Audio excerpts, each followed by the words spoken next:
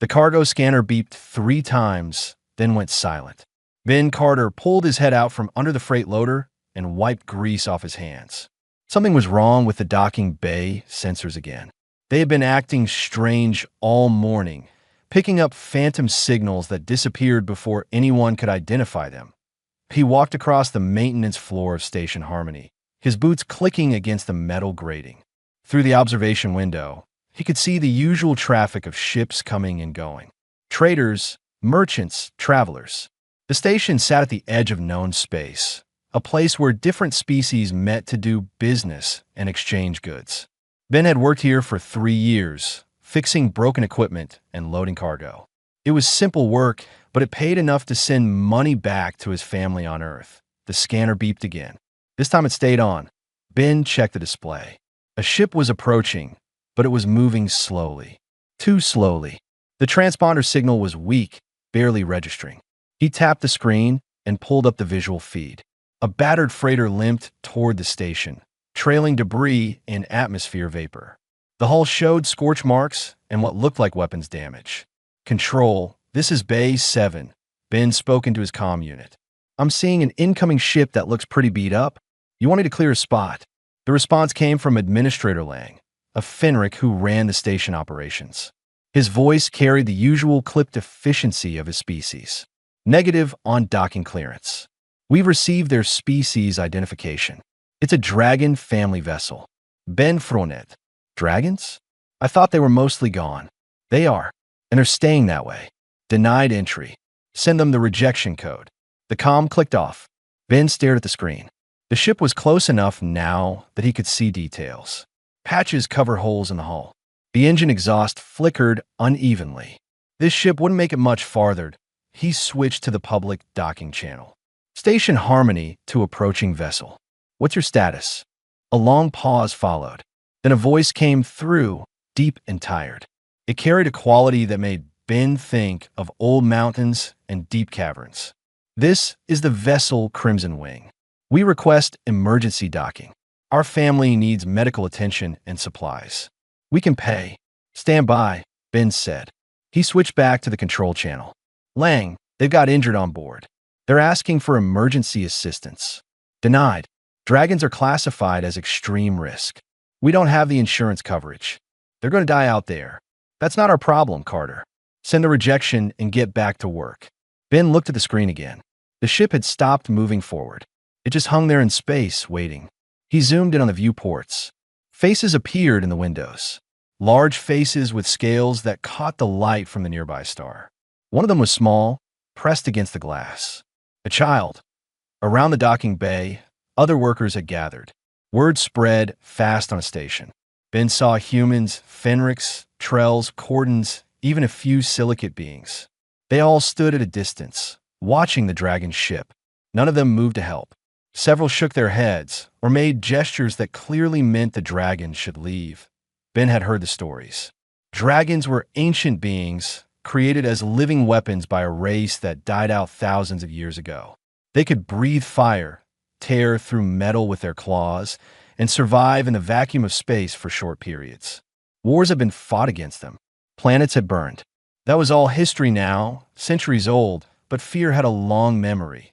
The small dragon face in the viewport moved away, replaced by the larger one. The adult dragon. Ben could see exhaustion in those eyes. Even from this distance, that he made a decision. Ben walked to the manual override panel, the one used when the automated systems failed. His supervisor would be furious. Lang would probably fire him. But he had seen that look before, in the eyes of refugees who came to Earth's borders when the climate wars made half the planet uninhabitable. His grandmother had been one of those refugees. She used to tell him that when someone needs help, you don't calculate the risk. You just help. He entered his override code and pressed the button. The docking bay doors began to open. Alarms went off immediately. Lang's voice burst through the speakers. "Carter, what are you doing? Shut that down right now." Ben ignored him. He kept his hand on the controls, guiding the damaged freighter into the bay. The ship moved slowly, carefully, as if the pilot was afraid the invitation might be withdrawn. It settled onto the landing pad with a grinding sound that suggested the landing gear was barely functional. The other workers backed away from the bay. Some left entirely. A few stayed to watch, but they kept their distance. Ben stood alone near the entrance ramp of the dragon's ship. The ramp lowered with a hiss of hydraulics. 0.5 dragons emerged. 2 adults and 3 younglings. The adults were massive, easily 4 times Ben's height, with scales that shimmered in shades of deep red and bronze. Their wings were folded against their backs, tattered and torn in places. The younglings stayed close to the adults, their eyes wide and frightened. The larger adult dragon, a female, stepped forward. She moved with obvious pain, favoring her left side. When she spoke, her voice filled the entire bay. "I am sorry. This is my family. We mean no harm. We only need supplies and rest." Ben swallowed hard. Standing this close to a dragon made his instincts scream at him to run. Every human story about dragons emphasized their danger. But he looked at the younglings. They were shaking. The smallest one had a wing that hung at an odd angle, clearly broken. "I'm Ben," he said. His voice sounded small compared to hers. "Welcome to Station Harmony. I have a cargo section you can use. It's not much, but it's private and climate-controlled." Storie stared at him. The other adult dragon, the male, swayed slightly and had to steady himself against the ship. The younglings pressed closer to their parents. "Why are you helping us?" Storie asked. "Your kind usually runs from mine." Ben thought about his grandmother again, about the family that had taken her in when no one else would. "Because you need help," he said simply. And that's enough reason. Behind him, he heard footsteps. Security was coming. Other voices rose in protest. Someone shouted that he was insane. Lang would be here soon, probably with legal documents and threats, but Ben didn't move. He stood between the dragon family and the growing crowd of angry station residents. One human, facing down the fear and hostility of dozens of species. "Follow me," he said to the dragons. "Let's get you settled before this gets complicated." Storie looked at him for a long moment. Then she nodded. "We will follow, Ben Carter, and we will remember this kindness." The dragon family walked slowly into the station, and Ben led the way. Water dripped somewhere in the cargo section. Ben had cleared out 3 storage units and connected them together to make enough space for the dragon family. It wasn't perfect, but at least it was warm and dry. Sort of dry. The leak would have to wait. He carried 2 containers of medical gel and a case of protein rations. The station supply manager had refused to sell him anything for dragons, so Ben used his own credits and claimed the supplies were for himself. It was technically theft by proxy, but he would deal with the consequences later.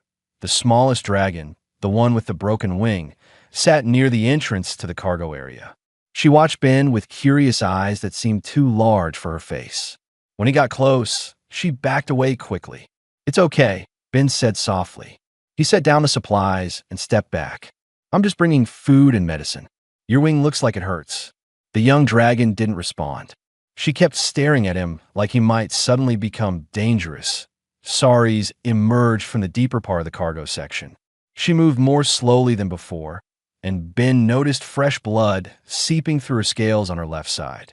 Dragons could heal fast, he had heard, but only if they had enough energy and food. "Her name is Pip," Storie said. "She does not speak much. Not since the hunters attacked our home world." Ben pushed the medical gel toward them. "This should help with infections. I don't know if it works on dragons, but it's broad spectrum. Good for most species. You brought supplies with your own money." It wasn't a question. Storie seemed to simply know.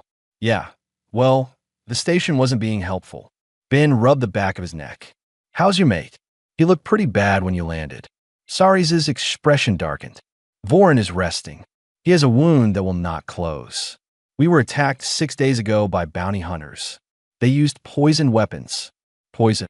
Ben felt his stomach drop. "Does he need a doctor? I know someone who might help." "No doctors." The response was firm. "We have learned not to trust other species with our vulnerability." Ben understood that. He had seen how the other station residents looked at the dragons, like they were monsters waiting to strike, like they didn't deserve basic kindness. "Okay," he said, "but if he gets worse, please tell me. Dying from pride is still dying." Storie studied him for a long moment. "Why do you care, human?" Your species has no connection to mine. We offer you nothing in return for this help. Ben sat down on a cargo crate. Pip watched him closely but didn't move away this time. My grandmother used to tell me a story. Back on Earth, during the climate wars, millions of people had to leave their homes. The water dried up. The heat made farming impossible.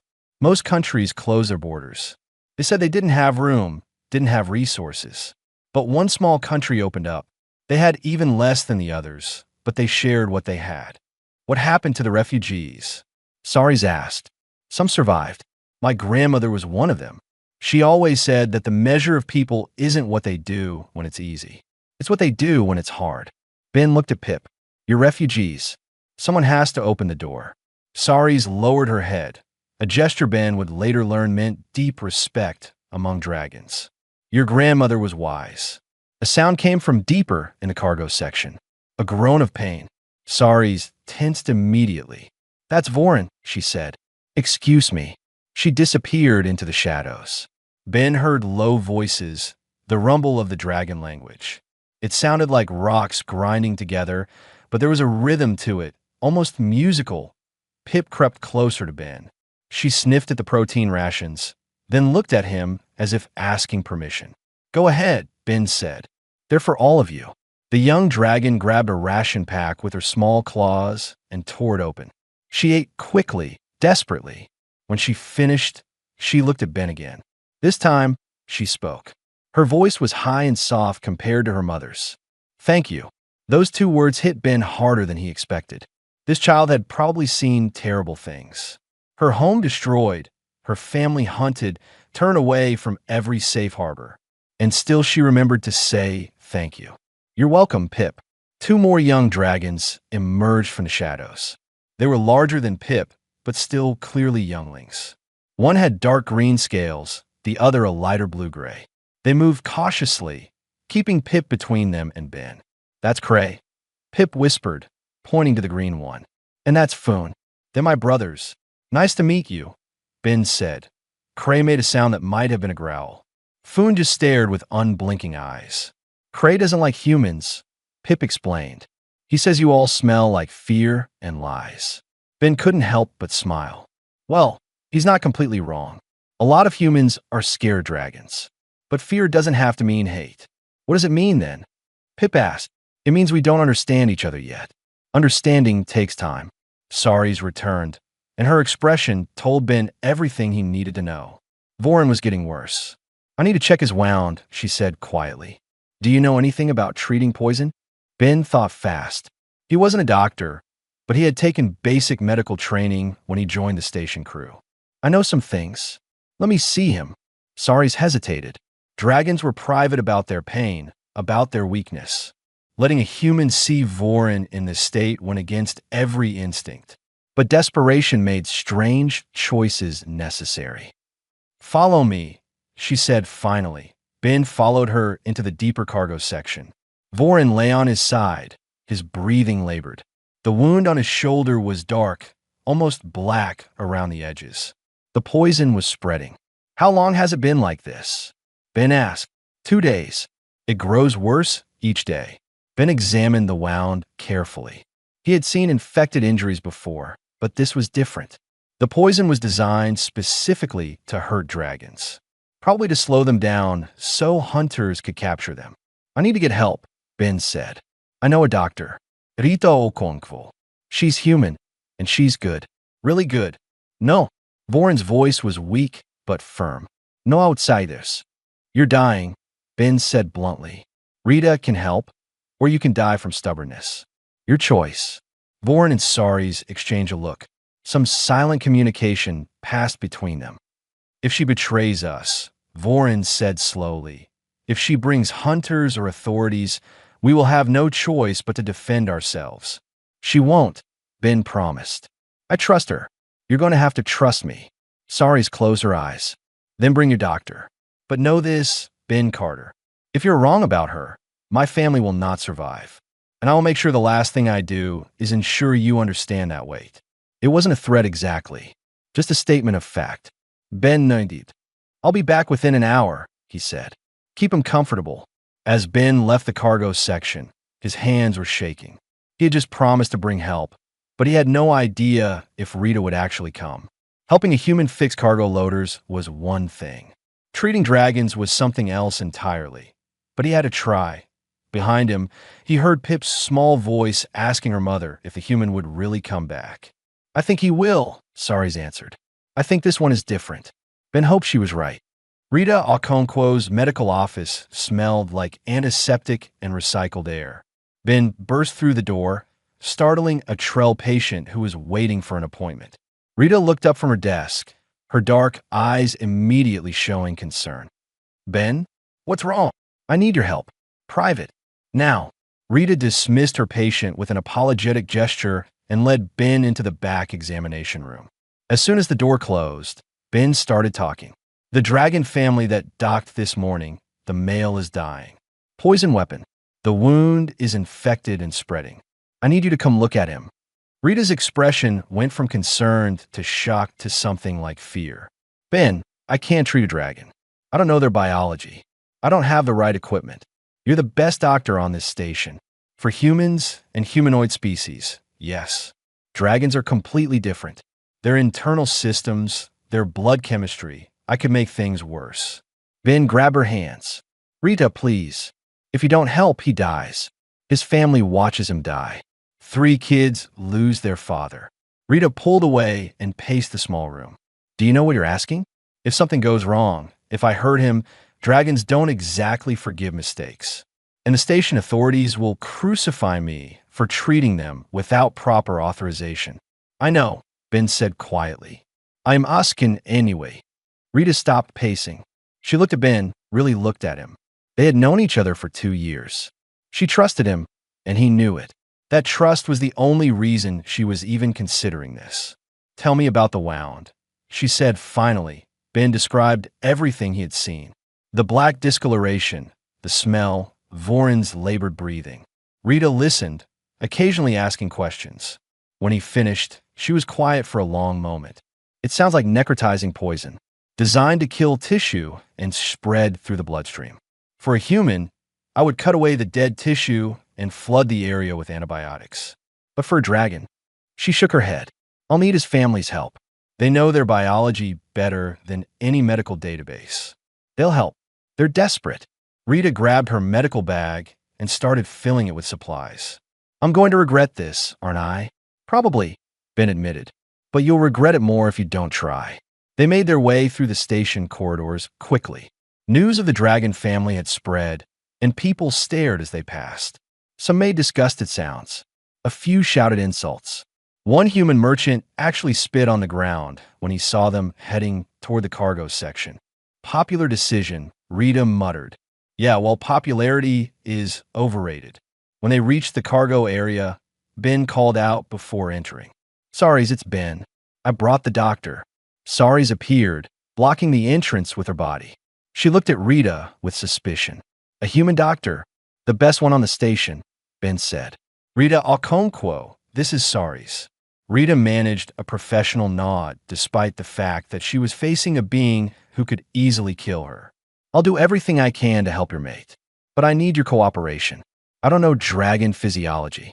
Saris studied her for a long moment. "If you harm him, intentionally or not, I will hold you responsible." "Understood," Rita said. "Now, can I see the patient?" They moved deeper into the cargo section. Voron looked worse than before. His breathing was shallow, and the black discoloration had spread down his shoulder toward his chest. Pip, Cray, and Foon huddled in the corner, watching with frightened eyes. Rita set down her medical bag and approached slowly. "Volin, I'm Rita. I'm going to examine your wound.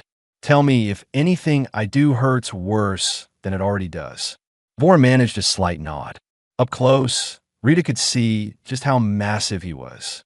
His shoulder alone was bigger than her entire body. She took a deep breath and began her examination. "The poison is necrotizing the tissue," she confirmed. "It's spreading along what I assume are your major blood vessels.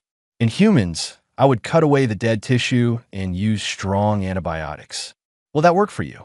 "Dragons heal differently," Saris said. "We regenerate tissue if we have enough energy. But the poison prevents regeneration. You must remove it entirely, or it will keep spreading. All of it. Rita looked at the wound. That's at least 3 inches deep and spreading.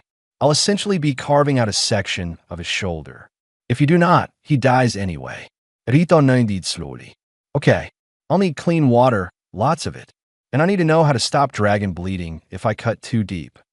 Saris explained dragon blood clotting, which was faster than human, but still took time. She showed Rita the pressure points that would slow bleeding. Ben boiled water on a portable heater, sterilizing everything he could. The procedure took 2 hours. Rita cut away the poisoned tissue with steady hands while Saris guided her. Voren never made a sound, but Ben could see the pain in his eyes. Pip cried quietly in the corner. Cray turned away, unable to watch. Foon stood frozen, his young face showing a maturity beyond his years. When Rita finally finished, Voren's shoulder had a massive, open wound, but the black poison was gone. She packed it with antibacterial gel and bandaged it as best she could. The rest is up to his own healing, Rita said, washing blood off her hands. If dragon regeneration works like you described, he should start recovering in a few days. But he needs rest, food, and water. Lots of all 3. Saris touched Rita's shoulder gently with one claw. It was the lightest touch, barely there, but it carried meaning. Thank you, doctor. You have given my mate a chance to live. Rita managed a tired smile. Just doing my job. Well, technically I'm doing someone else's job since dragon medicine isn't my specialty, but you know what I mean. Ben walked Rita back to the entrance. Before she left, she turned to him. They're not what I expected, she said quietly. The stories make them sound like monsters, but they're just people, scared people trying to protect their family. Yeah, Ben agreed. That's what I saw too. Rita left, and Ben returned to find Saris sitting next to Voren. The big male dragon was already sleeping, his breathing easier than before. Your doctor is brave, Saris said. She was terrified, but she helped anyway.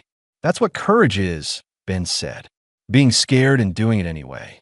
Beep approached Ben slowly. Will my father be okay now? I think so. Rita is really good at her job. Pip did something unexpected. She pressed her small head against Ben's side, a gesture of trust and affection. Ben carefully put his hand on her scaled head. She was warm, almost hot to the touch. Cray watched from the corner, his expression still hostile. But Fu nodded at Ben, a simple acknowledgement. For the first time since the dragon family arrived, Ben felt like maybe, just maybe, this might work out.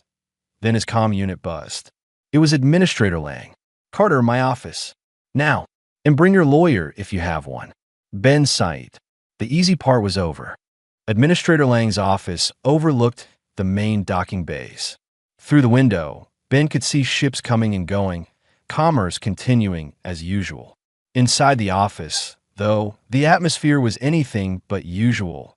Lang sat behind his desk, his Fenric features tight with anger.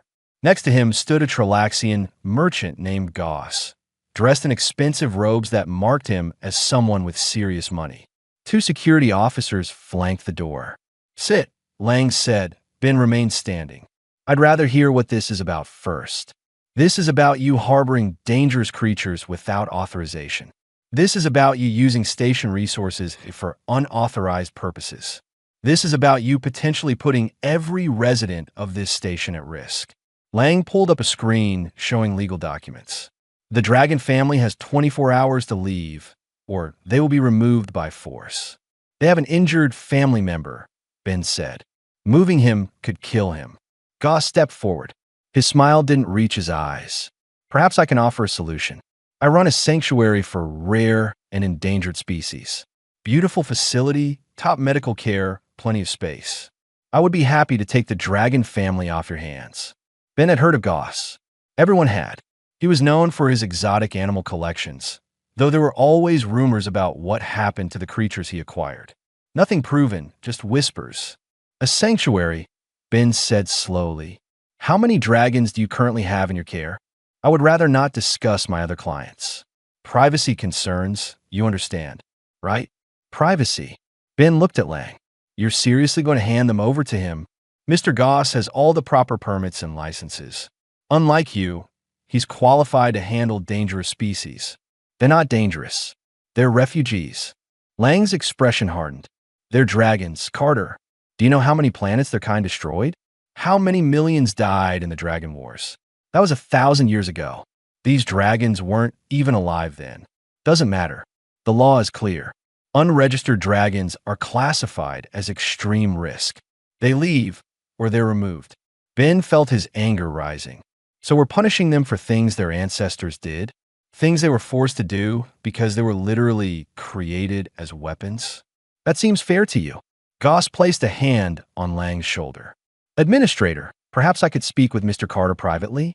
I'm sure we can reach an understanding. Lang hesitated, then nodded. 5 minutes. Security stays. Once Lang left, Goss's smile faded. Let's be honest with each other, Carter. Those dragons are worth a fortune on the black market. Scales, blood, bone marrow, all of it has value. Medical research, weapon development, luxury goods. A single adult dragon could fund my operations for a decade. You're admitting you traffic in illegal goods. I'm admitting I'm a businessman. And I'm offering you a cut if you help convince the family to come willingly. 20% of the profit. That's more money than you'll make in 10 years as a cargo loader. Ben felt sick. You're going to kill them. I'm going to harvest valuable resources from dangerous creatures. There's a difference. Goss leaned closer. Those dragons are dead either way, Carter.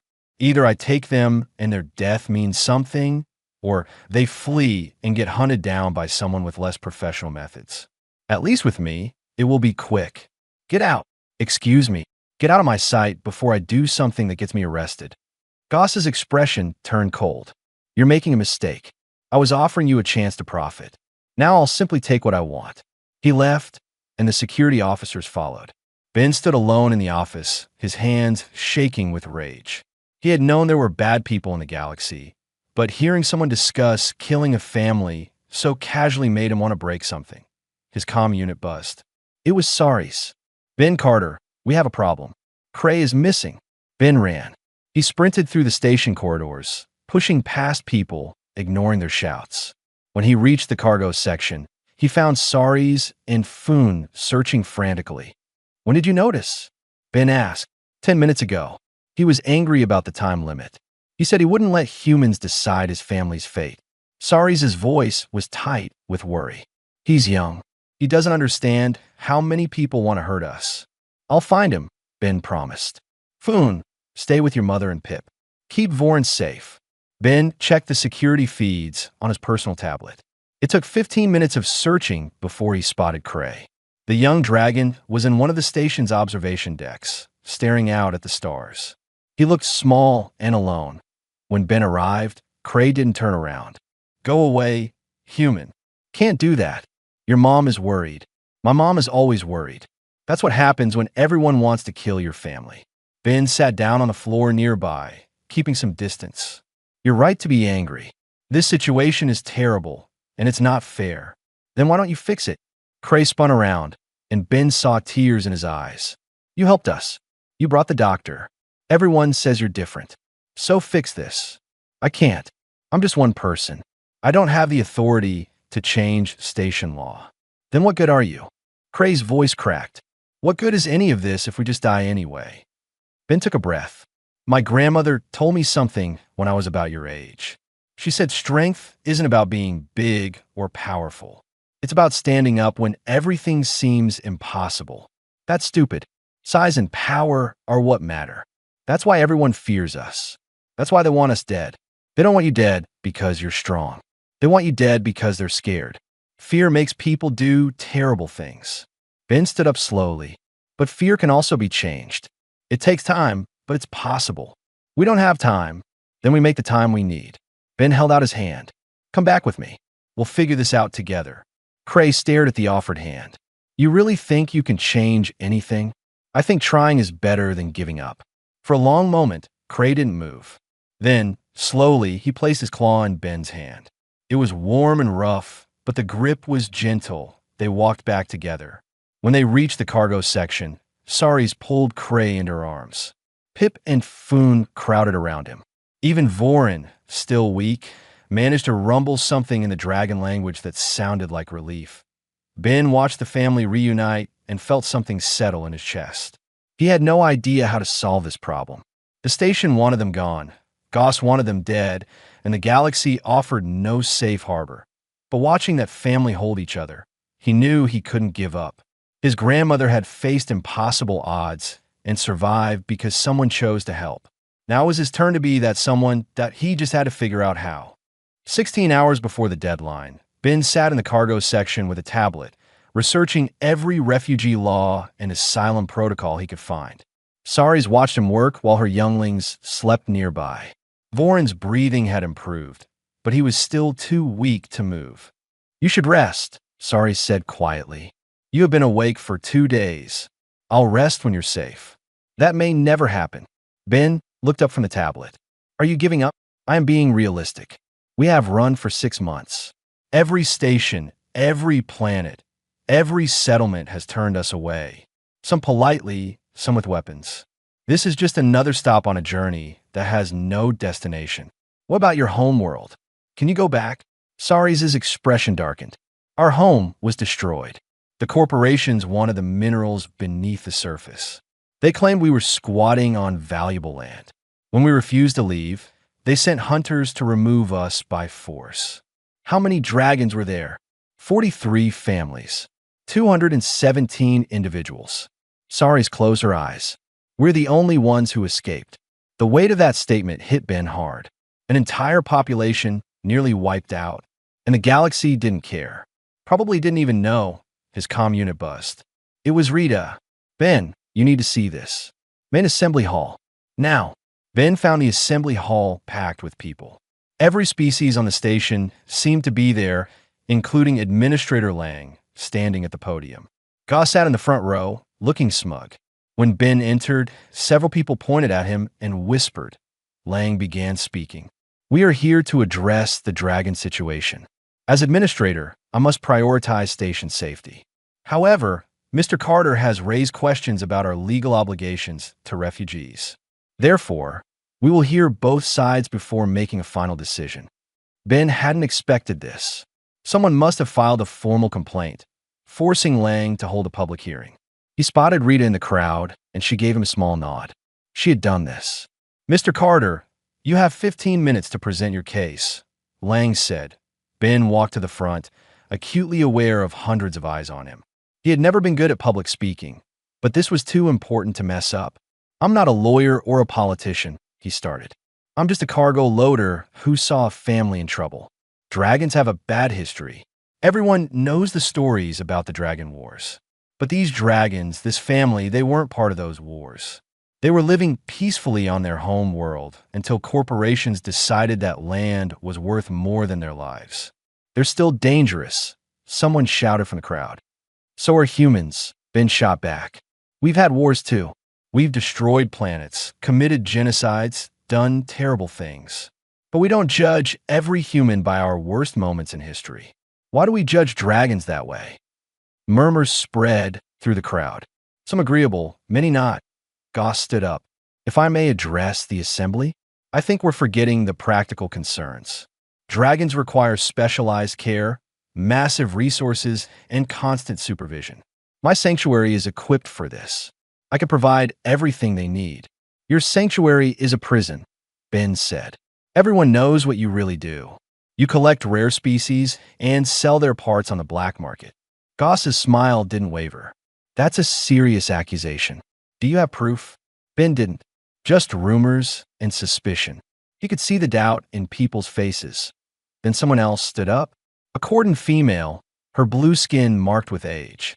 "I have proof." The assembly hall went silent. The cordon walked to the front and pulled up a holographic display. It showed cages, creatures in pain, harvesting equipment. The images were brutal. "I worked for Goss 5 years ago," she said. "I documented everything before I quit. He takes rare species, keeps them alive, and harvests their biological materials. He had 3 dragons once. They survived for 2 years before they died from the constant extractions." Goss tried to speak, but security was already moving toward him. Lang looked at the evidence, his face turning darker shades of gray. "This assembly is postponed," Lang announced. "Mr. Goss, you're under arrest pending investigation." As security led Goss away, he looked at Ben with pure hatred. This isn't over. There are others like me. The dragons are too valuable. Someone will claim them eventually. The assembly broke up into chaos. People arguing, some celebrating, others demanding the dragons still be removed. Ben found the cordon woman in the crowd. Thank you, he said. Why did you help? Because I'm tired of watching powerful people hurt those who can't defend themselves. I should have spoken up years ago. She looked at Ben with respect. You reminded me what courage looks like. Ben returned to the cargo section to find the dragon family awake and alert. Stories had heard about the assembly through the station communication network. Goss is arrested, Ben told them. But he's right. There will be others. As long as you're unprotected, you're targets. Then what do we do? Foon asked. The young dragon had been quiet throughout this ordeal, but now he stepped forward. We can't run forever. Ben pulled up the tablet he had been researching. I found something. Human refugee law allows citizens to sponsor asylum seekers. If I take legal responsibility for your family, you fall under human protection protocols. It's not perfect, but it's something. One human sponsoring 5 dragons. Sari shook her head. The authorities will never allow it. They might not have a choice. Human refugee law is older than galactic law. It takes priority in legal disputes. Ben looked at each of them. But this means you'd have to stay on the station for at least a year while the asylum process completes. You'd be watched, restricted, probably treated badly by some people. Are you willing to do that? Voren spoke for the first time since the surgery. His voice was weak but clear. We are willing to try. For our younglings, we are willing to try anything. Then I'll file the paperwork tonight. Pip ran over and hugged Ben's leg. Does this mean we can stay? Really stay? It means we can try, Ben said. But I need you all to promise me something. While you're here, while we're fighting for your asylum, you have to show everyone that dragons aren't monsters. You have to prove that you're just people trying to live. Cray bristled. Why should we prove anything? They're the ones judging us unfairly. Because that's how change works, Ben said. It's not fair, but it's reality. Sometimes the people who are wronged have to work harder to be seen as equal. Sari's placed a claw on Cray's shoulder. He's right. We will do this. For our future, we will show them who we really are. Ben filed the asylum paperwork that night. By morning, it was official. The dragon family was under his protection, and the station couldn't remove them without challenging human refugee law. It wasn't a perfect solution, but it bought them time. And time, Ben was learning, was sometimes all you needed to change people's minds. 3 months passed. The dragon family's presence on Station Harmony went from crisis to curiosity to something almost normal. Not everyone accepted them, but the open hostility faded into cautious distance. Pip became a regular sight in the station gardens.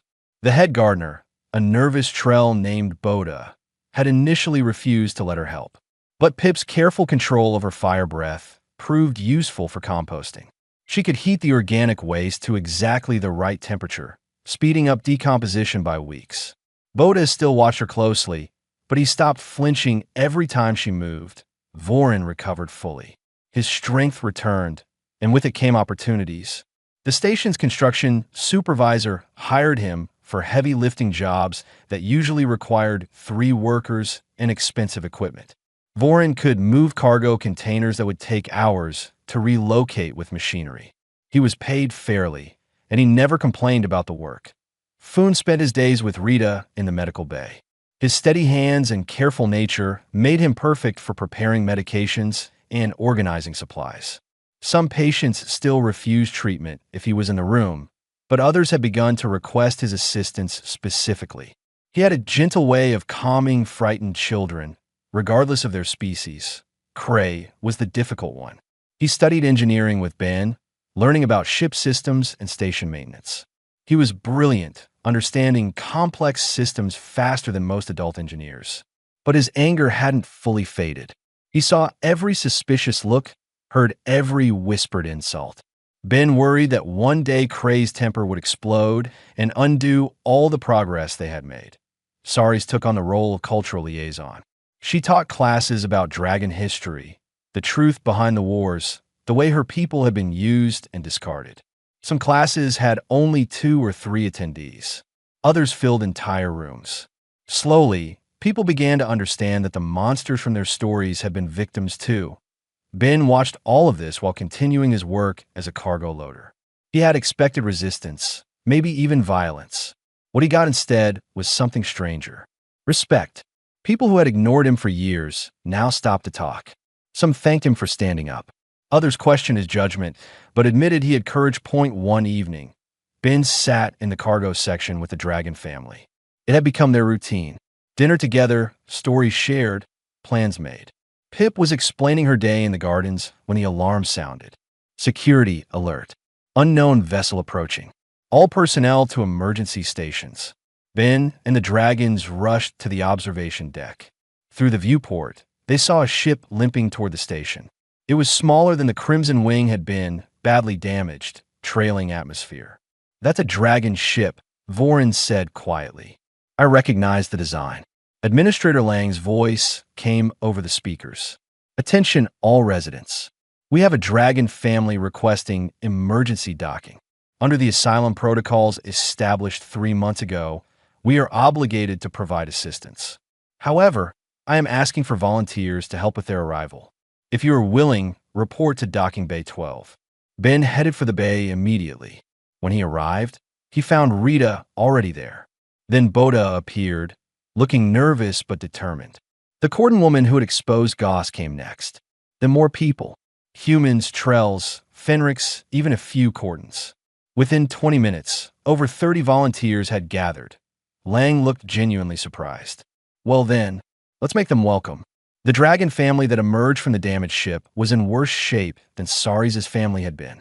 2 adults and 4 younglings, all injured, all terrified. The mother dragon collapsed as soon as she reached solid ground.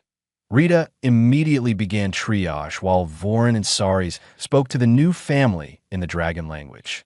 Pip brought water. Cray helped Boda organize temporary shelter. Foon assisted Rita with medical supplies. Ben watched the volunteers work together. Species that had feared dragons 3 months ago now worked to save them. It wasn't perfect. Some people still kept their distance. But enough had changed their minds to make a difference. The new dragon mother's name was Nella.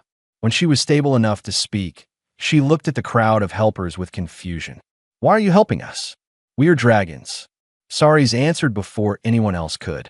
"Because they have learned what we learned long ago. Species doesn't determine worth. Actions do." Over the next few weeks, more dragons arrived. Word had spread through the hidden dragon networks that Station Harmony offered asylum. Lang complained about resources, but he never turned anyone away. The station expanded, adding new sections specifically designed for dragon families. Ben's small act of opening a docking bay door had started something bigger than he had imagined. Other stations began adopting similar asylum policies. Corporations that had funded dragon hunting faced public pressure to stop. It wasn't a revolution, just a slow shift in perspective. But slow change was still change. 6 months after the dragon family's arrival, Ben received an official notice. The Asylum Review Board had made their decision.